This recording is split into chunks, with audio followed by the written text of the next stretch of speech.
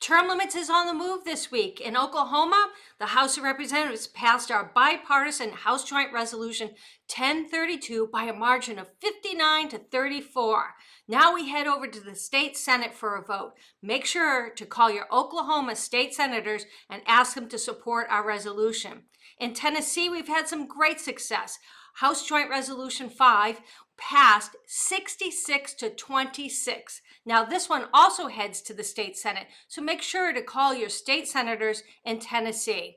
Term limits, we're on the move. This is Holly Robichaud with breaking news on term limits.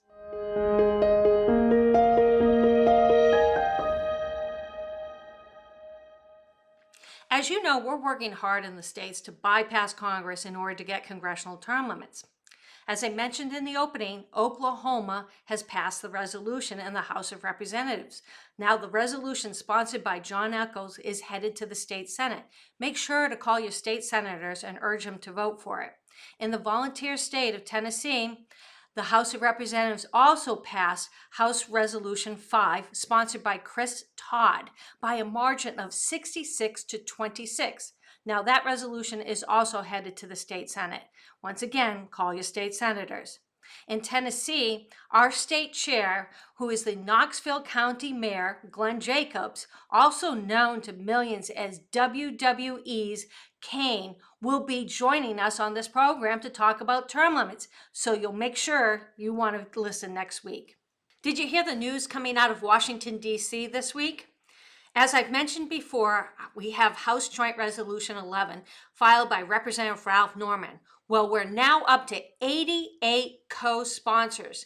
This week, Representative Marjorie Taylor Greene of Georgia, Chuck Edwards of North Carolina, Claudia Tenney of New York, and Maria Glasenkamp Perez of Washington have joined on as co-sponsors of the legislation. We're excited to have them on board.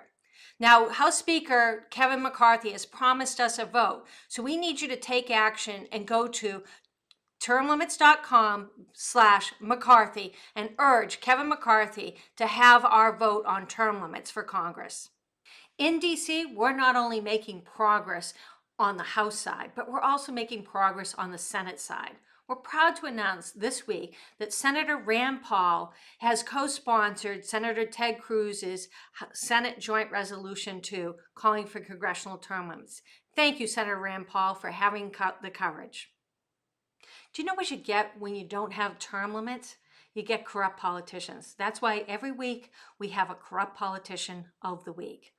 This week, former Ohio House Speaker Larry Householder makes our list. Householder was found guilty on Thursday by a federal jury for participating in a racketeering conspiracy that involved nearly $61 million in bribes and $1.3 billion bailout for two struggling nuclear power plants. Householder received a $500,000 bribe through his tax-exempt social welfare organization, which he used to pay down credit card debt and repair a Florida property. Enough's enough. It's time for term limits.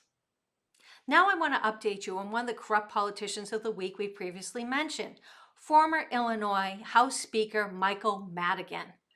Madigan was the longest and has the record for being the longest serving leader of any state in the entire country. Talk about needing term limits. Well, Madigan has unlimited amounts of money in his campaign account. And as of last week, he spent $8 million defending himself against corruption charges. In Illinois, he crafted the law that he can spend unlimited amounts of campaign contributions on his legal defense fund. See why we need term limits? We elect people to Congress and state legislatures to be our voice. Well, that doesn't seem to be happening in North Dakota. The State House this week passed a resolution that would eliminate term limits for the legislature and the governor, which was just passed by a wide margin by the people of North Dakota in last November. In that election, over 150,000 voters supported the resolution calling for term limits on the legislature and the governor. It passed by a margin of 63% to 36%. Now the legislature is trying to overturn the will of the people. That's not what we want. People want term limits, and it's unfortunate that the North Dakota's legislature is not listening to the people. Had enough of politicians not listening to you? We need you to get involved so we can make congressional term limits a reality. We have a lot going on, whether it's down in Congress or whether it's across the states. We need you to help out. So please go to termlimits.com and get involved today. And be sure to share this program with your friends every week. This is Holly Robichaud with Term Limits Breaking News. We'll be back next week.